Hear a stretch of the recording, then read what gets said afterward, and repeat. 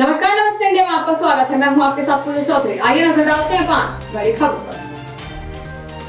Corona virus का मुकाबला कर रहे देश में आज हजारों डॉक्टर्स काला दिवस मनाएंगे। एलोपैथ को लेकर योग गुरु रामदेव द्वारा बीते दिनों दिए गए बयानों से खफा देश भर के डॉक्टर्स लगातार उन पर एक्शन की मांग कर रहे हैं। इसी कड़ी में आज रेजिडेंट डॉक्टर के फेडरेशन आज ब्लैक डे मना रहे हैं। हालांकि इस दौरान देश भर में मरीजों के इलाज पर कोई फर्क नहीं पड़ेगा। देश के अलग अलग हिस्सों में डॉक्टरों का विरोध प्रदर्शन शुरू हो गया है। इस दौरान सिर्फ डॉक्टर अपनी बाह पर काली पट्टी बांधे हुए हैं और विरोध जता रहे हैं। हालांकि कुछ अस्पतालों में डॉक्टरों ने रामदेव के खिलाफ प्ले कार्ड भी थामे हुए हैं और उनके बयान का विरोध किया है। दिल्ली के एम्स के रेजिडेंट डॉक्टरों ने भी प्रदर्शन में हिस्सा लिया। Federation of resident doctors association India ने ऐलान किया है कि उनके सभी सदस्य डॉक्टर देश के अलग अलग हिस्सों में ब्लैक डे मनाएंगे। इस दौरान सभी हेल्थ वर्कर्स पीपीई किट पर काली पट्टी बांधकर काम करेंगे, लेकिन मरीजों को कोई परेशानी नहीं होने देंगे।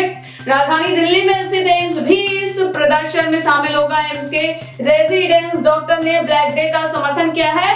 वह भी काली पट्टी बांधकर काम करेंगे, लेकिन मरीजों पर इसका कोई असर नहीं पड़ेगा।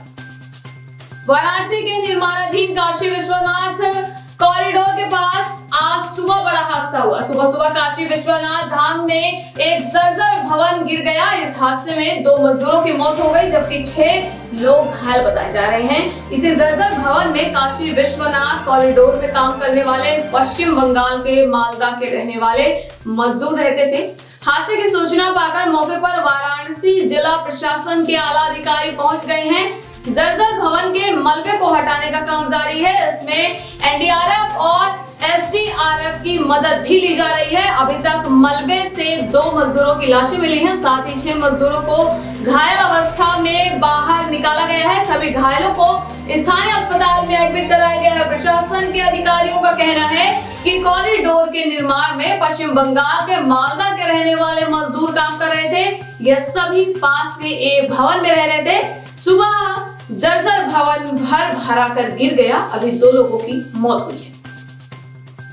महाराष्ट्र के किसी भी हवाई अड्डे से मुंबई आने वाले यात्रियों के लिए राहत की खबर है। अब महाराष्ट्र के किसी भी इलाके से हवाई यात्रा के जरिए मुंबई आने पर आरटीपीसीआर रिपोर्ट साथ लाना जरूरी नहीं है।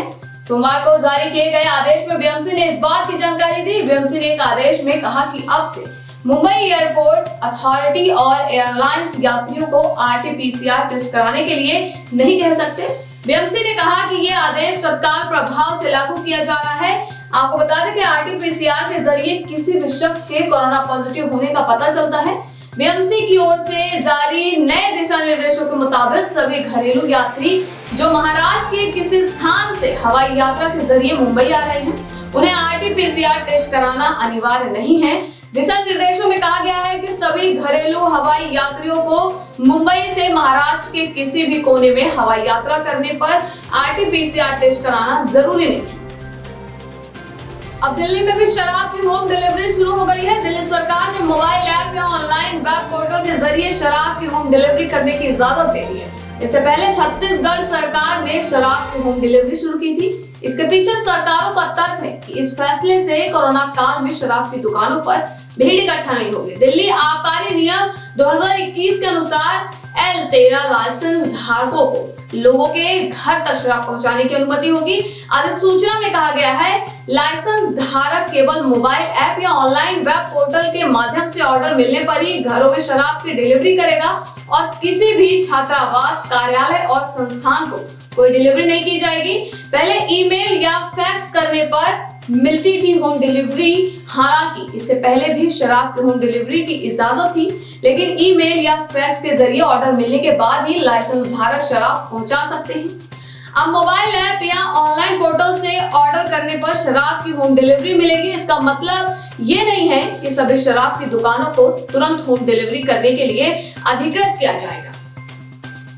टीवी के जाने माने एक्टर करण मेहरा को मुंबई पुलिस ने गिरफ्तार कर लिया है। उन पर उनकी पत्नी निशा रावल ने डोमेस्टिक वायलेंस का केस दर्ज कराया। निशा ने अपनी शिकायत में कहा है कि करण मेहरा ने उनके साथ पहले लड़ाई की और फिर मारपीट पर उतारू हो गए। इसके बाद निशा रावल ने गोरेगांव पुलिस स्टेशन में केस दर्ज कराया। शिकायत के बाद पुलिस ने करण मेहरा को गिरफ्तार किया। करण मेहरा पर धारा 336, 337, 332, 504, 506 के तहत मामला दर्ज किया गया है। आज करण मेहरा की कोर्ट में पेशी होगी। तो ये थी आज की हमारी 5 बड़ी खबरें। इसी प्रकार की खबरों में बने रहने के लिए देखते रहिए एचएम न्यूज़।